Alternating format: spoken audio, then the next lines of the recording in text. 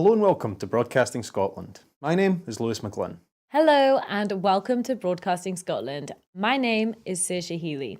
Hello and welcome to Broadcasting Scotland. My name is Donald C. Stewart.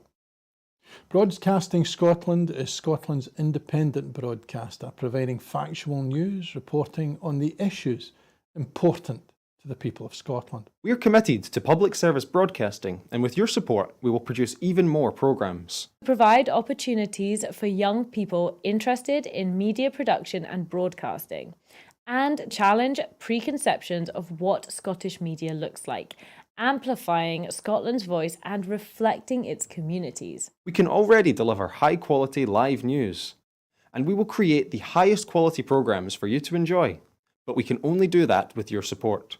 So please subscribe to and share our channel or donate to Broadcasting Scotland via the link in the description. Thank you. Thank you. Thank you.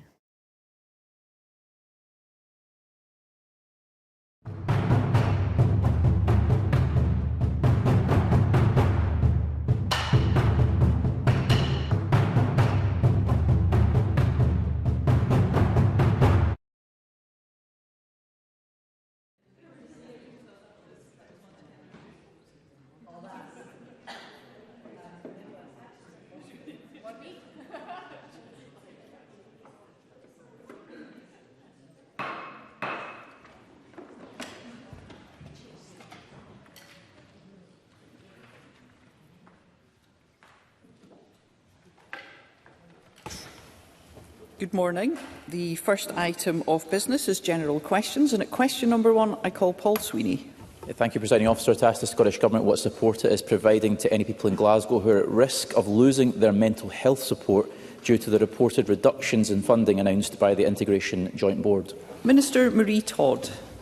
The Scottish Government and NHS Borders continue to support spend in excess of £1.5 billion for mental health services in 25-26. Specifically for mental health, boards were allocated £123.5 million in 24-25 via the Enhanced Mental Health Outcomes Framework, with NHS Greater Glasgow and Clyde receiving over £27.5 million. This funding, which was being provided in addition to core allocations to boards, is now being baselined, which will give local areas greater choice in how services are configured and organised in order to deliver better, more sustainable outcomes. Decisions around the provision of mental health services are a local responsibility. Services should be planned by integrated joint boards and delivered through a mixture of NHS, local authority and third sector organisations, and the organisation, delivery and funding of mental health services will vary depending on the local population needs and will be guided by clinical decision making. Paul Sweeney. Thank you, Presiding Officer. Well, the numbers cited by the Minister clearly aren't getting to where they need to be, because I've been contacted by constituents deeply worried by the decision by Glasgow's Health and Social Care Partnership not to renew core funding for Flourish House, a mental health recovery community based in the city's Woodlands district since 1997. Flourish House works on the clubhouse model, giving members a restorative living environment and support for those whose lives have been severely disrupted because of their mental illness. And I think it's appalling that such a successful and well-established place of healing and therapy is now in danger of closure. That is not rational. It is a cost-driven exercise. It's going to disrupt the care of all those who rely on it due to budget constraints facing the Integration Joint Board. So will the Minister join me in raising her concern about this cut to a vital service in Glasgow and work with Flourish House and the Health and Social Care Partnership to find a long-lasting future for this well-established and well-regarded service? Minister. So certainly my officials are already meeting with representatives of the Glasgow IGB to understand the financial pressures that the partnership are facing, and it's my understanding that the Glasgow IGB remains committed to protecting and delivering statutory service provision for the people of Glasgow. It's vitally important that we all recognise the very difficult financial context that we collectively face, but in recognition of those difficulties, our funding from government has increased to both health and social care and to our local government partners. I would expect local decisions to be made in consultation with the communities in which they are based and full awareness of the impact on them, and I would expect them to take into account the potential impact on other services which might be asked to step in. I will certainly add the issue that Mr Sweeney raises with me to the list of things that officials are discussing with that particular IJB. Question number 2, Christine Grahame. Thank you very much, Presiding Officer. To ask the Scottish Government what discussions it has had with NHS Borders about extending the hospital-at-home provision throughout the borders. Cabinet Secretary Neil Gray. Thank you very much, Presiding Officer. As outlined in our operational improvement plan, we are committed to expanding hospital-at-home services across Scotland to at least 2,000 beds by December 2026 as part of the £200 million allocated as part of the record £21.7 billion for health and social care this year. Officials are in regular contact with each of the territorial boards, including NHS Borders, support their local planning process, and the expansion of hospital-at-home services should build on the success of services already in place, which we know are delivering positive outcomes for both patients and staff. Christine Grahame. I thank the Cabinet Secretary for his reply. And yes, we both had a visit to the success of hospital at home in the borders, its impact on freeing up hospital beds. Indeed, as of May 2025, NHS Borders has created a virtual capacity of 20 beds. But currently the service, which operates from the base at Borders General Hospital, Neil Melrose, is determined by the ability to travel safely and effectively to patients within the day. So this means that those who wish to use the service in, for example, Tweeddale, are excluded.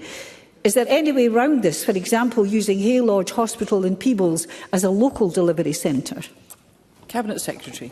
Thank you, Presiding Officer. As Christine Grahame references, I had the great pleasure of visiting Borders General Hospital with her last August, where we met the hospital home team, the Chief Executive and officials from Healthcare Improvement Scotland who have supported the development of the local hospital home programme, and they were able to describe there the expansion, as Christine Grahame has set out, through an additional nurse practitioner. So the service is now supporting a caseload of 20 patients in recent weeks. We are working with all boards, including NHS Borders, to develop plans for this coming year, continue to grow our hospital-at-home services. It's our long-standing aim to provide care for patients in the right care at the right time and in the most person-centred way possible. And I will absolutely take away the suggestion that Christine Grahame has made there for her constituents in Tweeddale to see whether her suggestion regarding Hay Lodge and Peebles could be a viable option. And I'll write back to Ms Grahame in order to confirm those conversations. Question number 3, Alec Rowley. Presiding Officer, to ask the Scottish Government what its response is to the reports that Lochgelly Fire Station could lose a fire engine and rope rescue unit. Minister Siobhan Brown. Thank you, Presiding Officer. The Scottish Fire Rescue Service is carrying out a service delivery review to ensure that its fire stations, appliances and crews are in the right place at the right time to deal with the current and future risks in our communities. Following pre-consultation engagement last year, SFRS has developed a list of possible service changes. It is currently undertaking staff and trade union engagement on these proposals in advance of undertaking a full public consultation in the summer, and I would encourage anyone with an interest to engage with that consultation. The SFRS board will then carefully consider the responses in advance of any final decisions being made. Alec Rowley. Presiding Officer, staff in Lochgelly have been told that they will lose an engine and possibly the rope unit, which is only one of 4 across Scotland. Already in the last 2 weeks, 2,700 people have signed a local petition such as the fear. Lochgelly Community Council sent a clear message to the politicians: rather than cutting, now is the time to invest to ensure Lochgelly Fire Station has the personnel, equipment and specialist units required to meet the growing challenges in this current climate. To remove the rope and fire engine will increase risk. Will the Minister stop hiding behind operational matters and come to Fife, come to the Cowdenbeath area, meet the people and hear the fears that they have? Minister. Thank you, and I thank the member for that. And of course, I'm always happy to go on visits to stations and listen to members of the SFRS. I think we have to be clear that they are currently undergoing staff and union engagement with this, and the final list of possible changes will be subject to public consultation, and it hasn't yet been finalised.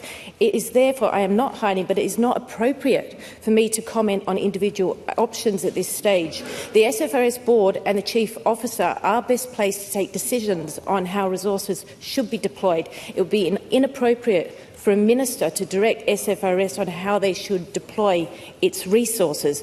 This is not a cuts exercise. This is about SFRS carefully examining the risks present in our communities and configuring its resources and the best way possible to deal with those risks. Annabel Ewing.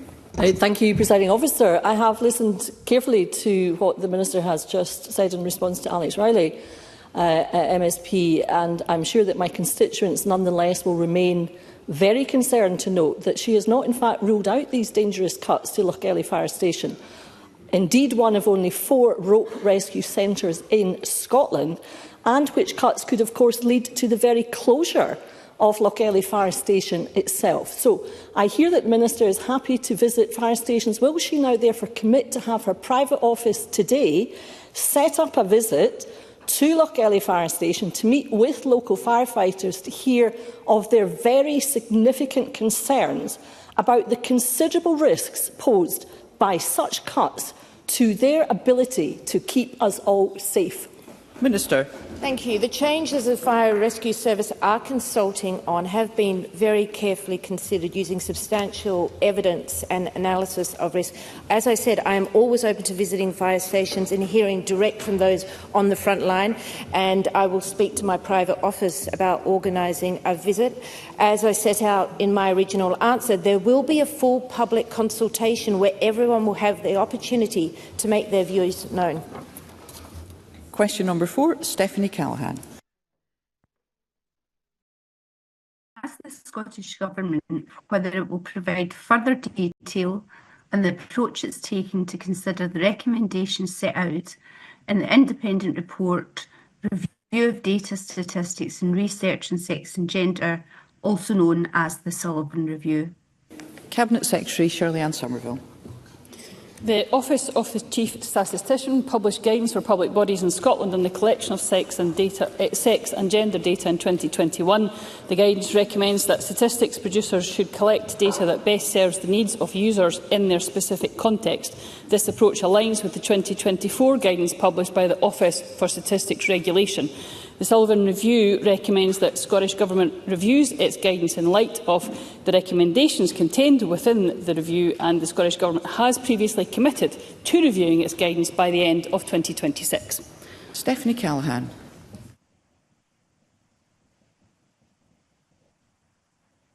For that answer, and I want to ask specifically about recommendations 2 and 23. Does the Cabinet Secretary agree that with recommendation 2 that data on sex should be collected by default in all research and data collection commissioned by government? And she has already commented on recommendation 23, which includes the OSR suggestion that the Scottish Government 2021 guidance for public bodies on the data collection and publication of sex, gender identity and trans data should be reviewed. And how might the Scottish Government support public bodies to confidently collect accurate and legally compliant data on both sex and gender identity? Cabinet Secretary.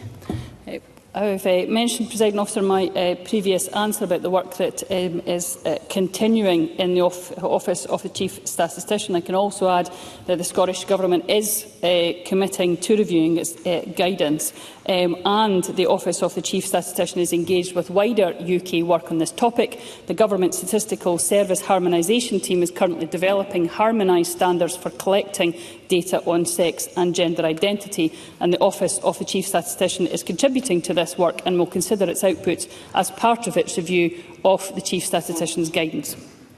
Tess White. Thank you, Presiding Officer. Cabinet Secretary, biological sex, as we've heard, has been erased in data collection across our public institutions. But this isn't just about integrity of statistics, it's about safety. Recommendation 12 of the Sullivan Review calls for the NHS to stop allowing people to change their gender marker, especially in the case of children, which the review says poses a serious safeguarding risk. Shockingly, this SNP government has already confirmed in writing there are no plans to stop this practice. Will the Cabinet Secretary accept it must now hit the brakes and commit to working with the Minister for Public Health to urgently implement this recommendation? Cabinet Secretary. I recognise the work that was undertaken by the independent report, the Sullivan review. Presiding Officer, I've already pointed to the work of the Office of the Chief Statistician and the wider UK work that is being undertaken. And I think, particularly on sensitive subjects such as this, I do welcome the fact that across the UK, statisticians are looking at this exceptionally seriously. They are looking and continuing with that work as we speak, and it's important that we allow those statisticians to carry on with that sensitive work. Thank you. We're only halfway through and time is moving on. Be grateful for concise questions and responses. Question number 5, Claire Adamson. Thank you, Presiding Officer. To ask the Scottish Government what support is available to parents, carers and pupils during the stress of exam time. Cabinet Secretary Jenny Gilruth. Presiding Officer, I recognise that the exam diet can be a stressful time for pupils, and I want to take this opportunity to wish our young people across Scotland the very best of luck as they sit their exams, and particularly to those in Ms Adamson's constituency of Motherwell and Wishaw. Importantly, opportunities should be available throughout the school year for every young person to discuss any stress that they may be feeling as they prepare for examinations, and support around how this can be best managed. Pupils with concerns regarding their exams should contact their school in the first instance. The SQA has also published the Your Exams booklet, which contains helpful information on how to prepare for exams and what to expect. Claire Adamson. I thank the Cabinet Secretary for her answer, and I too wish every pupil well and hope they achieve their ambitions. But does the Cabinet Secretary agree that there is no single path to success, and that it is important to recognise the many routes into careers and fulfilling your ambitions, such as modern apprenticeships, vocational courses and tremendous colleges like New College Lanarkshire in my constituency, who offer articulated routes into career choices? Cabinet Secretary. I thank the member for her question. I very much agree that there is no single path to success, as the member has alluded to, and it is really important that we do recognise and support the many and various different routes there are into fulfilling careers, whether that's through modern apprenticeships, vocational training or further and higher education. The Scottish Government, of course, continues to invest in those pathways, including supporting colleges like New College Lanarkshire in the member's constituency, and high-quality apprenticeship opportunities. In this financial year alone, we are investing £185 million to support foundation, modern and graduate apprenticeships. Now, our commitment to providing that breadth of choice in the senior phase is also reflected in the ongoing growth of school leavers achieving one or more vocational and technical qualification at SEQF level 5 or better, with 35% of 23-24 school leavers gaining a vocational or technical qualification at SEQF level 5 or above. So these new pathways provide a vital role in equipping learners with skills needed for today's workforce and help to ensure that every learner, regardless of their background, has a chance to succeed. Question number 6, Richard Leonard. Thank you, Presiding Officer. To ask the Scottish Government what steps it is taking to ensure that everyone living and working in Scotland lives in accommodation that meets an adequate standard. Minister Paul McLennan. All homes in Scotland must meet the tolerable standard, and where a home is rented, it must meet either the repairing standard for private rented properties or the social housing quality standard for social rented homes. In my previous discussion with Mr Leonard, we recognise there is a gap in protection for some seasonal workers' accommodation in Scotland, and officials were tasked to carry out scoping work to better understand the full context and potential solutions that could be taken forward. I'm grateful to Mr Leonard for feeding into that scoping work, and I'd be happy to meet with Mr Leonard to discuss this work further. Richard Leonard. Can I thank the Minister for that reply? But it took agitation inside and outside Parliament around last year's Agriculture and Rural Communities Act before the Government committed to reviewing the regulation and oversight of tied accommodation for seasonal agricultural workers. Now that it has, when will the Government publish that review, and what urgent and immediate action is the Government taking on the ground for the 2025 season now underway to ensure that seasonal worker accommodation in Scotland is safe and habitable? Minister. There are already some standards in place for seasonal workers' accommodation, and current inspection of accommodation is carried out by the farms and industry through the audit system. This obviously involves farms providing extensive evidence online, as well as site visits from auditors, including inspections of accommodation. Further engagement, of course, with this industry will be required to understand how they deal with issues raised with them and how we can improve on those. And happy to pick up these issues with Mr Leonard when we meet again soon. Question number 7, Emma Roddick. To ask the Scottish Government what it is doing to support and raise awareness of the Health Passport scheme for those with a learning disability. Minister Marie Todd. Currently, there is no national health passport scheme in Scotland for people with learning disabilities. Some of the organisations that Scottish Government fund have developed their own version of a passport. For example, PAMIS, who have pioneered their digital passport. We are continuing work to progress the development of proposals for a learning disabilities, autism and neurodivergence bill.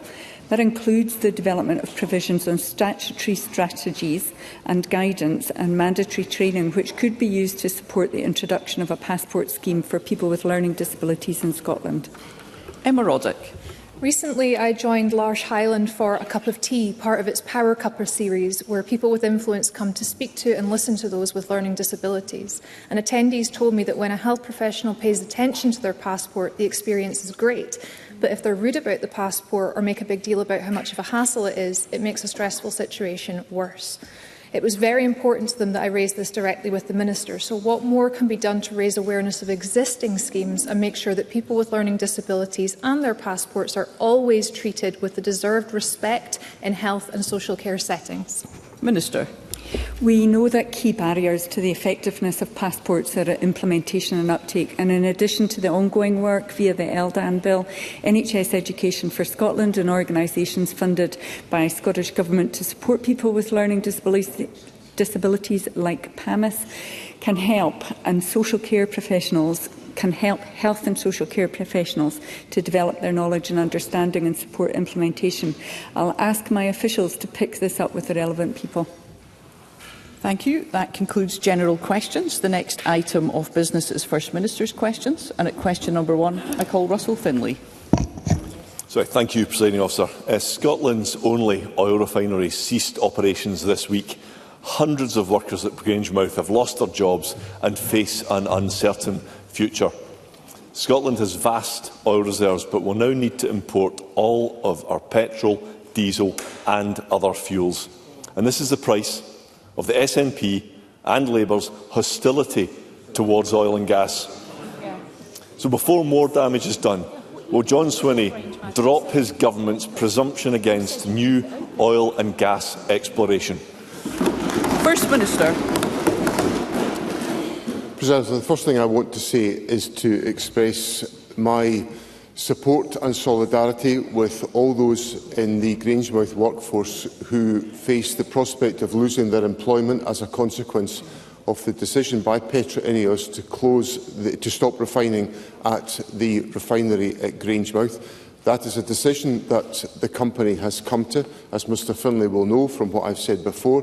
I judge that decision to be premature because I think there is an ongoing need for refining activity. Indeed, refining activity will take place in other parts of the United Kingdom, despite the issues that are faced at Grangemouth. So what the Scottish Government will do is that we will work closely with the workforce. We've done that with Unite the Union. We will support the individuals that are affected. We will take forward the work that has been the source of collaboration between ourselves and the United Kingdom Government and Petra Ineos on alternative business ideas to develop the Grangemouth site as a site that can contribute to the Government's net zero agenda, and of course an early decision on the Acorn carbon and capture and storage project would significantly help us in the efforts that we're taking forward. Russell Finlay. Well, the SNP used to say it's Scotland's oil. Now they just want to stop oil. Nicola Sturgeon opposed the Cambo oil field, while Humza Yousaf opposed Rosebank, even though this would result in higher energy prices and greater reliance on foreign imports. John Sweeney personally brought the Greens into government. These dangerous fanatics want to shut down all oil and gas production. Mr Finlay, I'll just remind you of the need to treat other members with courtesy and respect.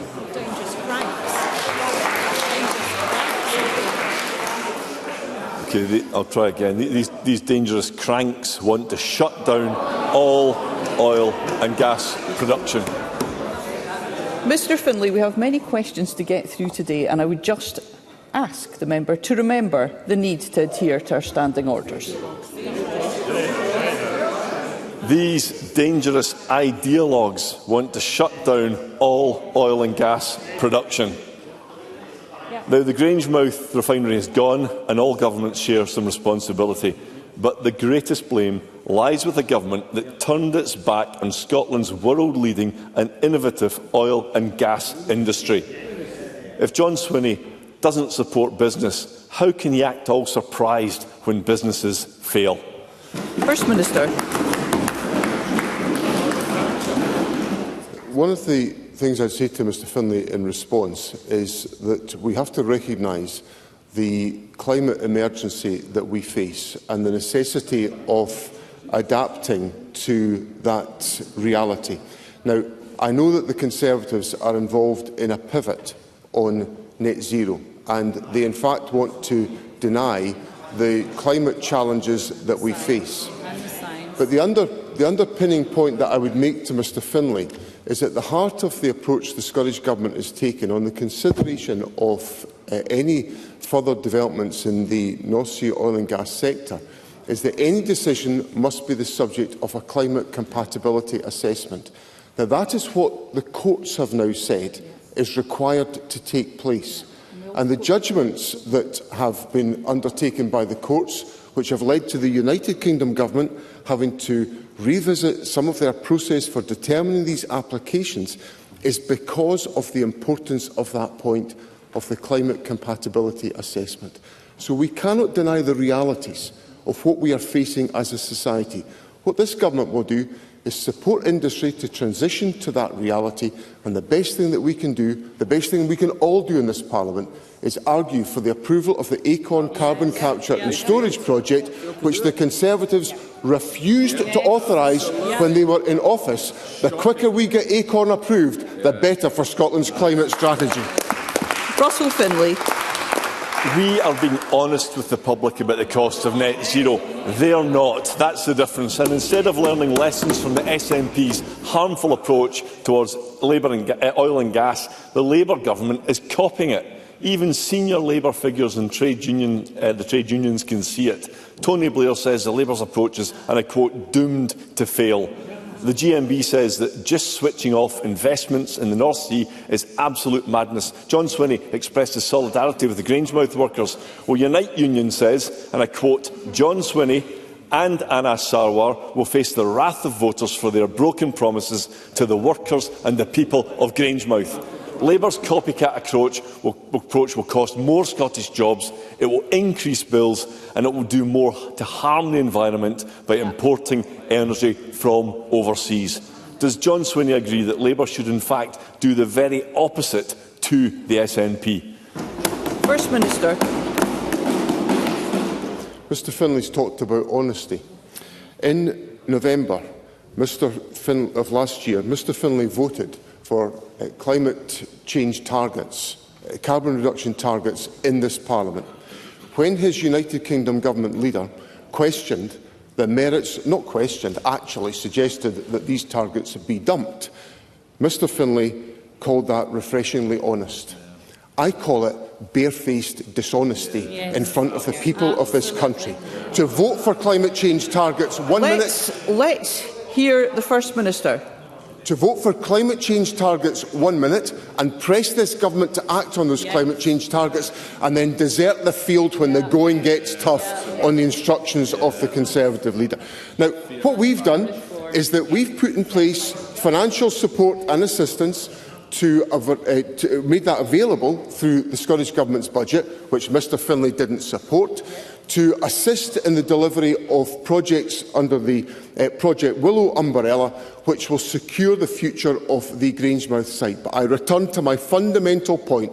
The quickest and best thing that can happen is approval of the carbon capture and storage project at Grangemouth, and I hope Mr Finlay will make up for the failure of the Conservative Government and support my call for that today. Absolutely. Thank you. I would just remind all members of the need to treat one another with courtesy and respect, and be very careful about the language we use to describe other members. Russell Finlay. I tell you what, it's quite something being lectured from a career politician about barefaced dishonesty when he's built a career on it. Mr Finlay, please have a seat. We have so many important questions that members wish to put in this session. Now, I'm not going to ask again. Can we please treat one another with courtesy and respect, and let's focus on the business of the day? Russell Finlay.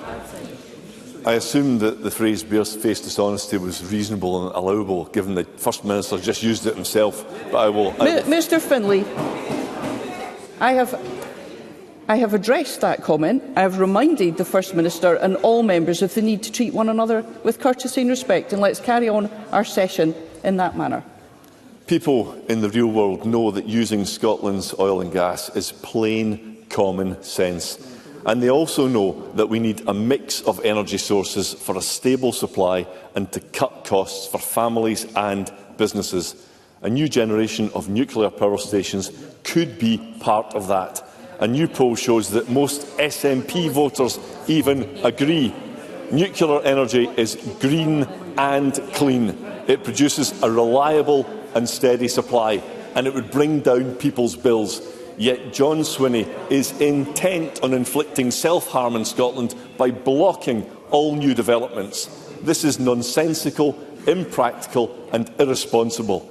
But he's blinded by ideology. Nuclear makes sense for our economy, it makes sense for our environment. So why doesn't it work for John Sweeney? For lots of reasons, not least of which the cost of nuclear power will not bring down the energy prices of householders in this country. Let me give Mr Finlay. Mr Finlay wants me to press ahead and develop new nuclear power stations. The Hinkley Point C project, a nuclear power station, was due to be completed in 2025, this year, at a cost of £34 billion. It is now expected, on current estimates, to cost £46 billion and be delayed until 2031. It's supposed to cost £34 billion, is going to cost £46 billion. How's that going to bring down fuel bills in this country? So what I would say to Mr Finlay is we have a very developed strategy to Let's hear the First Minister. A very developed and successful strategy of attracting investment to develop renewable energy capacity in Scotland. We have significantly achieved decarbonisation of our electricity networks by the development of renewable technology. The Deputy First Minister and I led an investment conference in Edinburgh a few weeks ago, along with the Net Zero Secretary, which brought hundreds of investors into Scotland to invest in renewable energy. That is the future for this country. Clean, green energy that will lower fuel bills, and we'll get that from an SNP government. Question number 2, Anna Sarwar. Thank you, Presiding Officer. This week, statistics revealed through Freedom of Information have shown that young Scots are being shockingly failed by this SNP government. All over Scotland, there are children and young people at crisis point in desperate need of mental health support, waiting not just months, but years for treatment. One young person in NHS Lothian was forced to wait 6 years. 6 years for mental health treatment. That is scandalous. Why on John Sweeney's watch are people's sons or daughters, nieces or nephews waiting 6 years to get the treatment they need? First Minister. Sir, obviously I'm very happy to address the particular case that Mr Sarwar raises with me today, and to say in general that, and he knows this from my previous answers, that we are working to reduce waiting times for access to treatment for individuals across the health service in Scotland, and we are making progress in a number of areas in relation to that objective. He will also know that the Government has delivered increased investment in mental health support to expand capacity to meet the developing needs that there are amongst young people in Scotland. And I want to make sure that our investments are well targeted to address the issues that Mr Sarwar has put in place. That's why we increased the funding for mental health support, and that's why we're putting in place the assistance that we're putting in place around the country. Anna Sarwar. Presiding Officer, the situation is so bad that in today's Daily Record, Rod Stewart has offered to step in and pay for a young Scot to access the care he needs. And the SNP claim they're meeting their target for 90% of children and young people to start mental health treatment within 18 weeks. But we can reveal that they are fudging the numbers and things are much worse than they're letting on. Some health boards are now counting an initial assessment as treatment, when in fact young people may still be waiting for months or years for their actual treatment to start. And now they're removing autism and ADHD diagnosis from CAMHS waiting lists. The SNP are fiddling the figures. Why does John Sweeney think it's acceptable to mislead the public when it comes to our young people and their mental health treatment? First Minister. Well, that's not what we're doing. And what we are doing is we are focusing on making sure that support is in place in communities the length and breadth of the country. Now, it's often the case that CAMHS is simply not the correct service for children seeking a diagnosis for a neurodevelopmental condition like autism or ADHD, unless they have a coexisting mental health condition. And that's the key point that I need to get across to reassure parents who will be anxious about the issues that Mr Sarwar raises. Now, as he knows, we have made progress in the CAMHS waiting list in the last year. The overall CAMHS waiting list decreased by 20.9% in the previous year, and that has continued in the latest quarter. So the Government will be focused on making sure that the support that is necessary for individual young people is available to them, and the right pathway is put in place to meet the needs of every young person in Scotland today. That's the commitment I give to Parliament today. That's what is the foundation of the Government's approach in this respect. Anna Sarwar. Let's talk about one of the parents. Michael Gregory is a father from Dumfries. His son Ian was one when a health worker told him that Ian could be autistic and recommended an NHS diagnosis. 3 years on, Ian is still non-verbal and is still waiting on a diagnosis. Michael was a member of the SNP and campaigned for them to be in government. He told me that they should now hang their heads in shame as they've let Scotland down. And when speaking of his son, he said, "Everyone's saying Ian needs this diagnosis. He's autistic.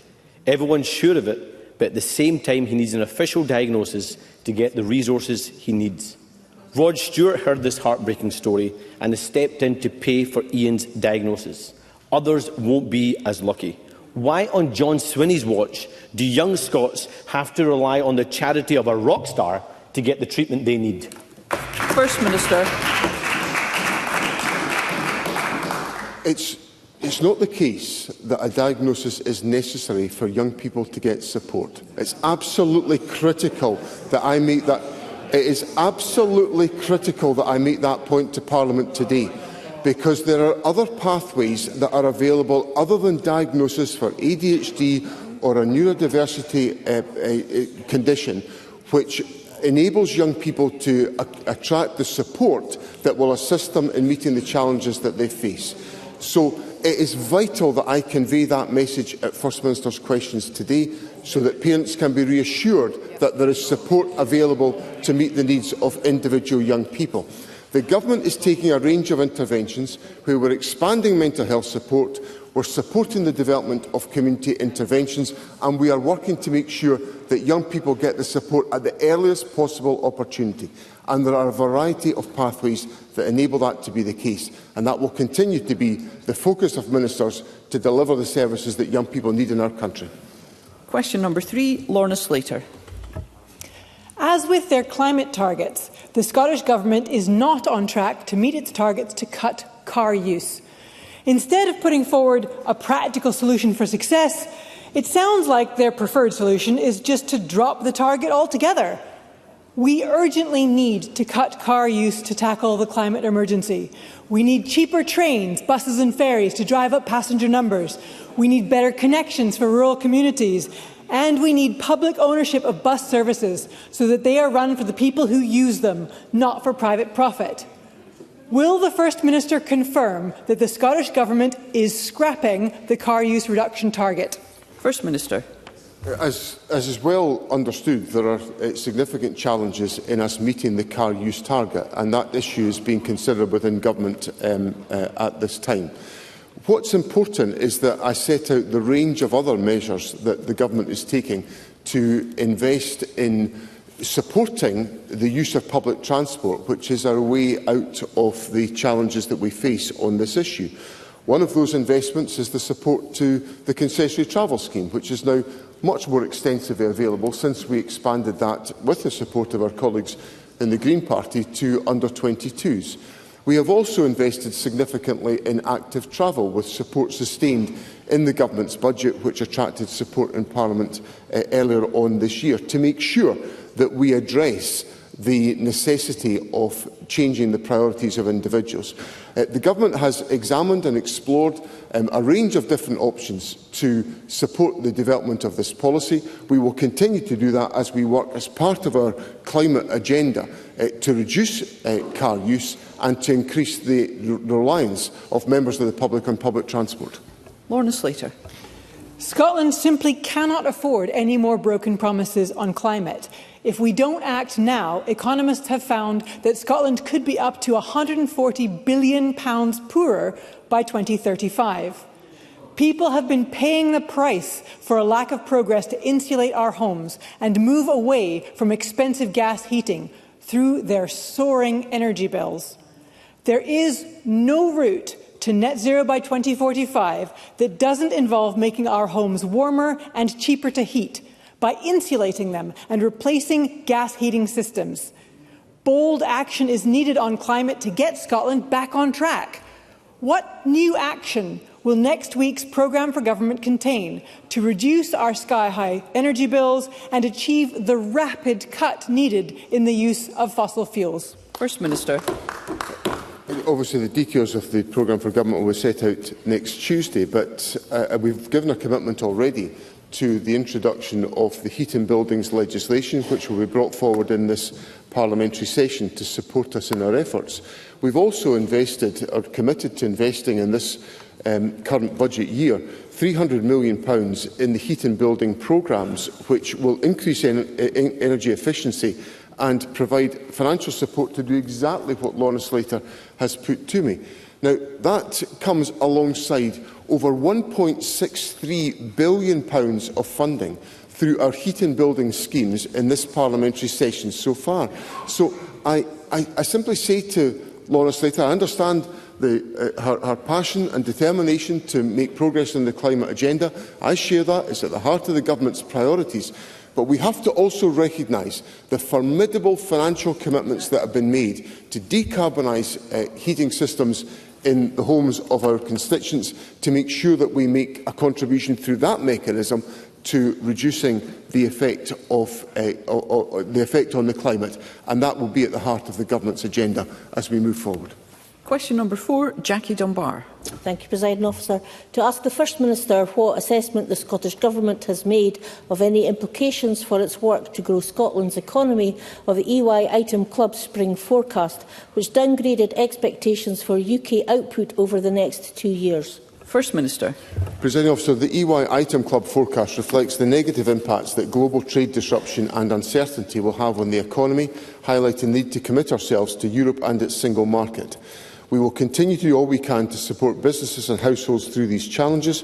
Our programme for government will be focused on delivery, including targeted initiatives to boost Scotland's economic prospects now and for the long term, in particular sustainable and renewable energy resources to draw in new investment and create rewarding and well-paid jobs. Jackie Dunbar. It's becoming increasingly clear to the Chancellor that we can't cut our way to growth. The Labour Government must urgently abandon its tax on jobs and the austerity fiscal rules that it is operating under. Does the First Minister agree that abandoning these measures is key to unlocking greater investment in our economy, and can he speak to the actions his government has taken to stimulate growth? First Minister.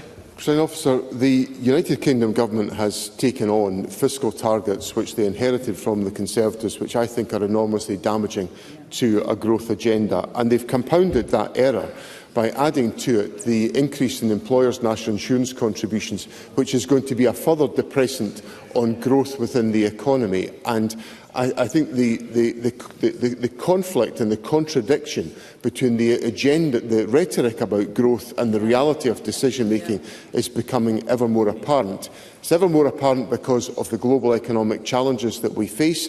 And the programme for government will set out additional measures the Scottish Government will take to build resilience in the Scottish economy, to support our economy to be internationally focused and with an international outlook, and to make sure that we support and encourage innovation within the Scottish economy, which is the route to success for Scotland. Murdo Fraser. Thank you, Presiding Officer. One of the key issues holding back economic growth is the high cost of energy, which we've already discussed in the Chamber today. Last year, the Scottish Government were very enthusiastic about the idea of zonal pricing of electricity. Is that still their view? First Minister. There's got to be a careful assessment of the impact of zonal pricing on a variety of different factors. First of all, will it bring down energy prices for householders, which is the absolutely critical and urgent priority? Will it secure the necessary investment in the future of our energy systems? Will it enable us to contribute towards the economic growth and economic development agenda? I notice that Mr Fraser is asking me this particular question when he's associated with a party that has presided over sky-high energy prices in this country and has done absolutely nothing about the problem. Question number 5, Edward Mountain. Thank you, Presiding Officer. To ask the First Minister, in light of the reported high demand for neurodevelopmental assessment services, when the Scottish Government plans to publish the report on the work that it funded on the 5 tests of change across Scotland, which concluded in March 2024. First Minister. Presiding Officer, following development of the neurodevelopmental specification, which aims to ensure that children and families receive timely support that meets their needs, the Scottish Government has provided £1 million of funding across Highland, Fife, East Lothian, Aberdeen City and Forth Valley for projects to test and support implementation. A report on the 5 tests of change will be published this summer. Edward Mountain. Well, not imminently then. In the Highlands, we have a situation where the Health Board has a neurodevelopment assessment waiting list of 1,958 young children. That's 4 times greater than it was 3 years ago. NHS Highlands say some children will have to wait in excess of 5 years to even get an assessment, and it will take some 15 years to fully clear the existing waiting list. Does the First Minister consider it is acceptable that some children will go through their entire school career waiting for an assessment, or for parents to have to fund private care to ensure their children get the most from their schooling? First Minister. President, as Mr Mountain will know, NHS Highland was supported with funding for a time-limited test of change, which concluded, as I said earlier on. A new neurodevelopmental pathway is in development with local partners to address exactly the issues that Mr Mountain has put to me. I would encourage NHS Highland to progress this work using the £7.1 million of funding they receive as part of the overall funding given to NHS Boards by the Scottish Government to support neurodevelopmental services. I stress the importance of us seeing a range of different interventions, some of which are assisted by the counselling services that the Government has funded in schools. We continue to provide £16 million a year to local authorities to ensure that there are counselling services in every secondary school in Scotland, and we are maintaining financial support through the mental health assistance that we have in place. So all of these factors are contributing to addressing the issues that Mr Mountain puts to me. Pam Duncan-Glancy. Thank you, Presiding Officer. The First Minister sets out that all of these issues are all of these things are addressing the issue. There are currently 9,000 school-aged children awaiting a diagnosis in Glasgow. At the same time, the IJB in Glasgow cuts mean that planned ADHD pathways have been shelved and vital pilot programmes cancelled. The First Minister can say there are pathways, but these 9,000 children are stuck waiting, some of them for years. So can I ask the First Minister, what does he say to the 9,000 people on the waiting list in Glasgow? Exactly what pathways are there available for them, and when can they expect to get their diagnosis? First Minister. Well, I come back to one of the points that I made to Mr Sarwar in my earlier responses, that not all of these young people require a diagnosis to make progress in addressing the circumstances that they face. And therefore, we have got to have available a range of different community-based interventions which are supported by some of the financial assistance that I've set out to make sure the needs of those young people are met at the earliest possible opportunity. As a consequence of that, the Government is working to ensure that we have those mechanisms available in all localities to ensure that young people can access those services, and that's what the purpose of the funding that I've set out in my response to Mr Mountain is designed to achieve. Question number 6, Mark Griffin. Thank you, Presiding Officer. To ask the First Minister what the Scottish Government's response is to reports of local authorities suspending council housing allocations. First Minister. President Officer, I am aware of Edinburgh City Council's recent announcement on this issue. The emergency measures taken by the Council will redirect all available Council-owned housing stock to people experiencing homelessness, with the exception of those with a disability with gold priority for housing or those awaiting discharge from hospital. It will be essential to monitor the impact of this temporary measure as the Council seeks to fulfil its legal responsibilities, as well as reducing the use of unsuitable temporary accommodation in the City. And of course, the Government will continue to deliver our investment of £760 million in £68 million in affordable housing this year, the majority of which will be for social rent. Mark Griffin. I thank the First Minister for that answer. The reality of the housing emergency in Scotland is that local authorities like Edinburgh have been left in an impossible position, routinely breaching their legal obligations and now having to take emergency measures, all having huge impacts on families who are in desperate need of an appropriate home. The Scottish Government have now been reviewing the Affordable Housing Supply Programme target for over a year, rather than focusing on building those houses. Can the First Minister say if his Government will commit to building those 110,000 homes in the final programme for Government as it did in the first? And does he recognise that a lack of supply across all tenures is driving the housing emergency? And look at the action being taken by a UK Labour Government, now proposed in Canada and Australia and other parts of the world, to really drive up housing supply. First Minister. Let me reassure Mr Griffin that the Government is not spending all of its time reviewing the Affordable Housing Supply Programme target. It's spending its time making sure that more houses are available for occupation by individuals who are in temporary accommodation or facing homelessness, which is why the actions of the Social Justice Secretary and the Housing Minister in making more resources available to local authorities to support action to tackle void accommodation is making some of the impact on the availability of accommodation in the City of Edinburgh as we speak. And that's because we pivoted in our policy to make sure that more accommodation could be available. We've also, over the course of the lifetime of this Government, built more houses per head of population than in any other part of the United Kingdom by a country mile. And of course, we've invested £768 million in the Affordable Housing Supply Programme for this current financial year, which will be spent and it will support the increased supply of housing. And Mr Griffin and his colleagues never voted for it. So it's a bit of a brass neck coming here, complaining to me about housing and not being prepared to vote for the money to make something happen about it. Ben McPherson.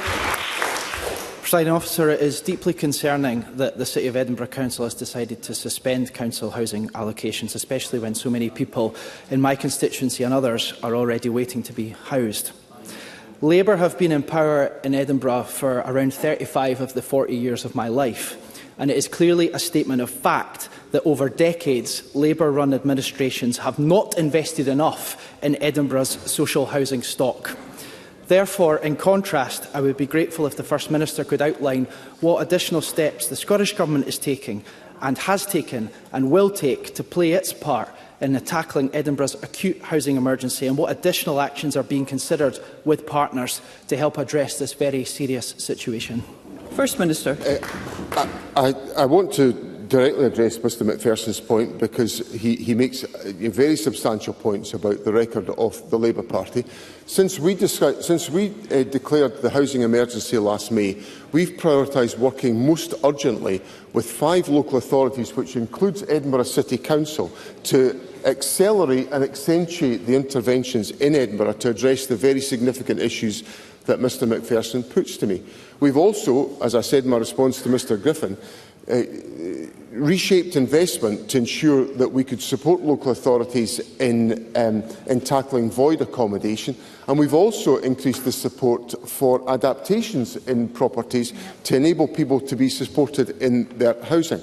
I also very much appreciated the opportunity to discuss these issues with Mr Macpherson when we visited the Granton site some weeks ago, where the government put in £16 million of investment to enable the development of a site on the former Granton Gasworks, which will lead to the creation of, if my memory serves me right, over 800 affordable homes in the city of Edinburgh. That's the type of targeted action the Scottish Government is taking to address the housing emergency, and that will be the underpinning of our housing programme in the years to come. Thank you. We move to constituency and general supplementaries, and I call Liam Kerr. Very grateful, Presiding Officer. The P&J's Trapped by RAC campaign reports that Aberdeen's RAC crisis is leading to unremitting and inescapable negative health consequences for homeowners. Now, my solution of using the unspent £20 million housing fund promised to Aberdeen by this government in 2016 is widely reported today. So does the First Minister support my solution, and will he commit his government to doing everything it can to help the Tory homeowners? First Minister. I have every sympathy with the homeowners in Tory and the issues that they face. I understand that ministers are meeting with the local authority tomorrow to discuss, with residents and homeowners tomorrow, to discuss these issues, and I'm sure the suggestions that Mr Kerr has made will be part of that conversation. Rona Mackay. Thank you, Presiding Officer. Scotland's media relies on PA Scotland's output, and I'm sure the First Minister will share my concern at the planned cuts to staff reported this week. These cuts could have considerable impact on news operations in Scotland, particularly in the year running up to an election. Will the First Minister join me in calling on PA Media's management to reconsider these cuts to protect impartial journalism and preserve this important role of media scrutiny in our democracy? First Minister. So let me join with Rona Mackay in indicating support for the importance of the role that PA Media and PA Scotland's output forms in the reporting of events and political discourse within Scotland. PA staff are an integral part to the authoritative and reliable reporting of events and political engagement.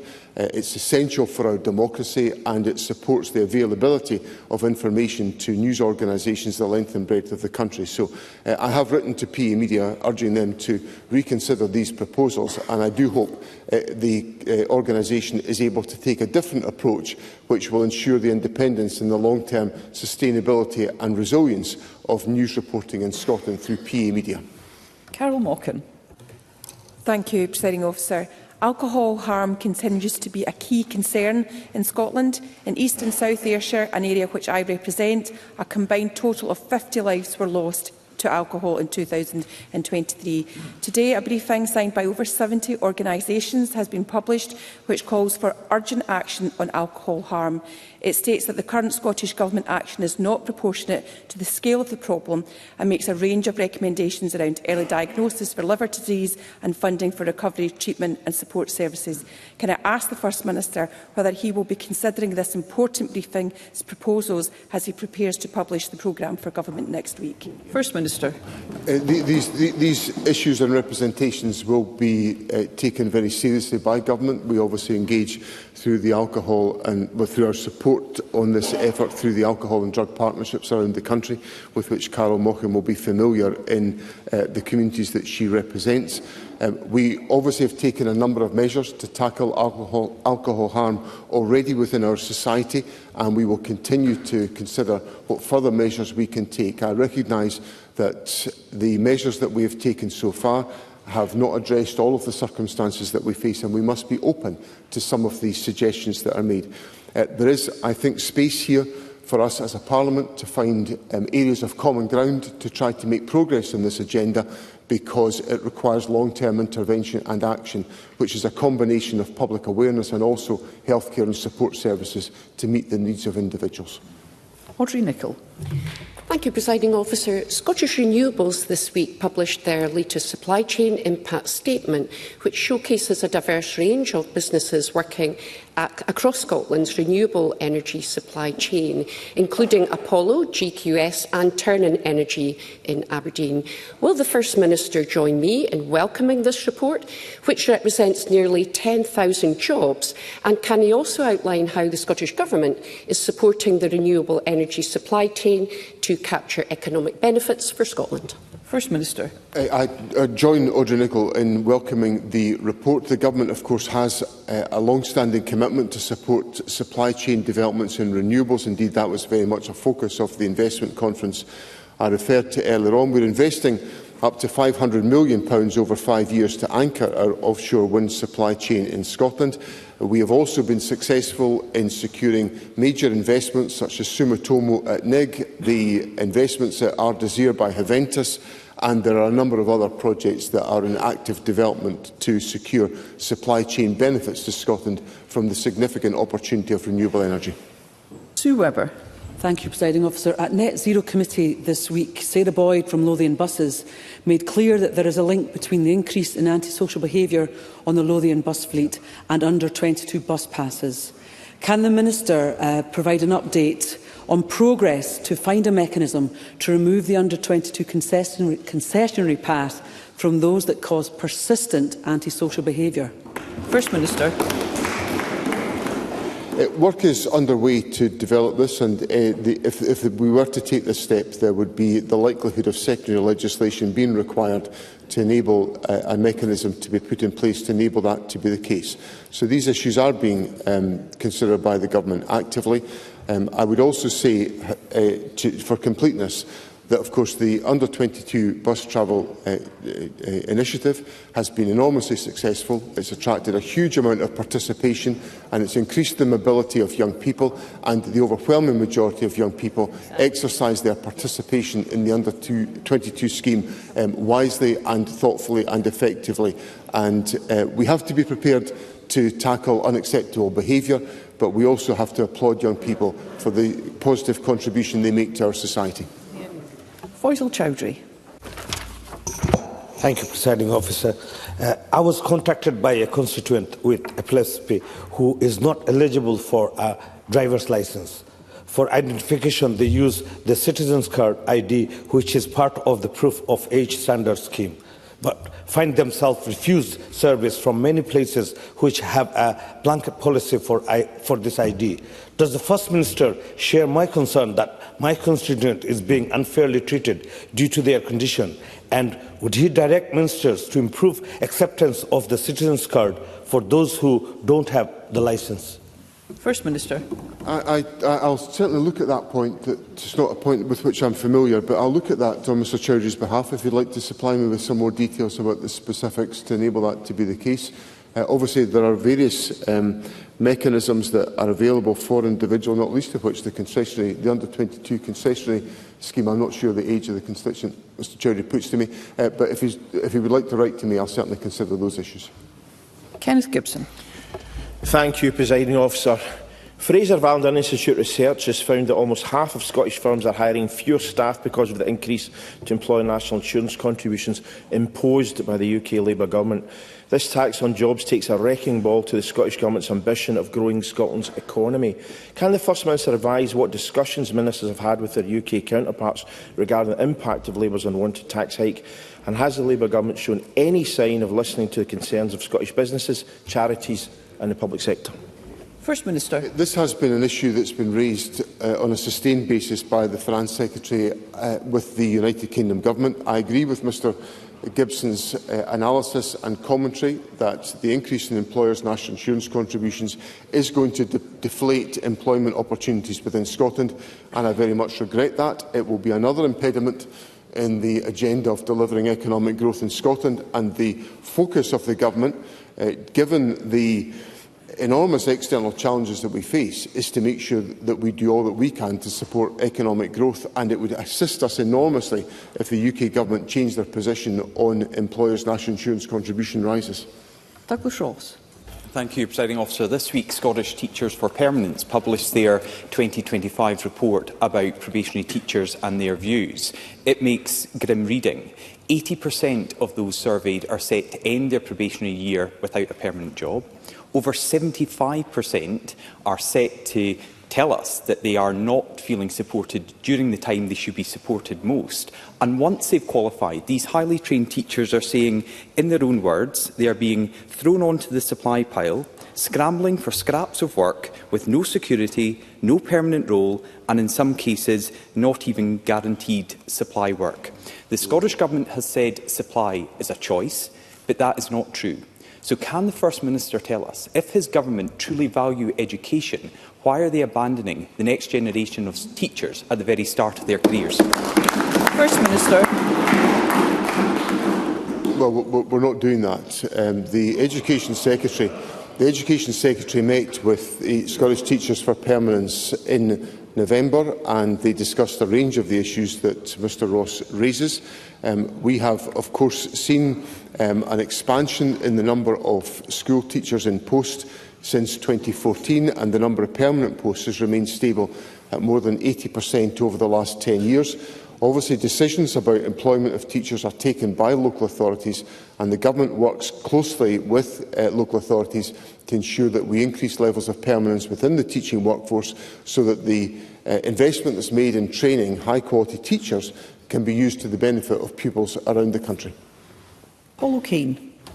Thank you, Presiding Officer. Earlier this month in my West Scotland region, in two horrific incidents just days apart, two young girls were brutally assaulted by other teenagers. The incidents were recorded and shared widely on social media, and I'm sure that the whole Parliament will agree that such incidents are completely unacceptable and will join me in the concerns that these are now an increasing list of similar incidents across the country.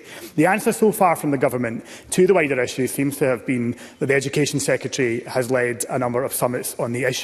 But surely an important part of the response from Government has to be more safe places and local facilities to support young people. So can I ask the First Minister, what decisive action will his Government finally take to tackle these issues, reverse years of cuts and closures to youth centres, youth clubs and programmes due to the chronic underfunding of local authorities by this Government, or is he simply going to instruct the Cabinet Secretary for Education to hold yet another talking shop? First Minister.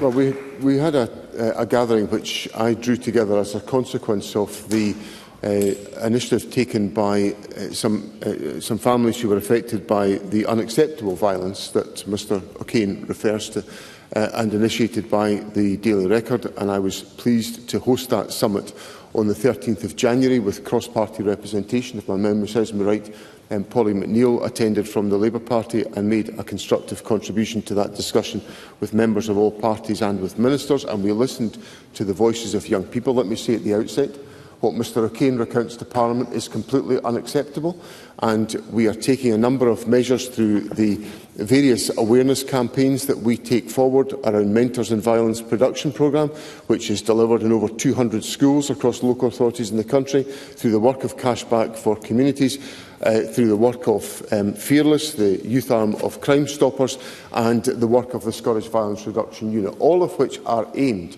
to create a culture in which the issues that Mr O'Kane sets out are not happening to young people. We do, of course, invest in facilities around the country through a variety of different interventions in the Government's budget, which of course delivered a real terms increase to local authorities in their funding, and which also supports third sector interventions to meet the needs of communities around the country, and we will continue to do that. Thank you. That concludes First Minister's questions. The next item of business is a members' business debate in the name of Emma Harper, and there will now be a short suspension to allow those leaving the public gallery and the chamber to do so.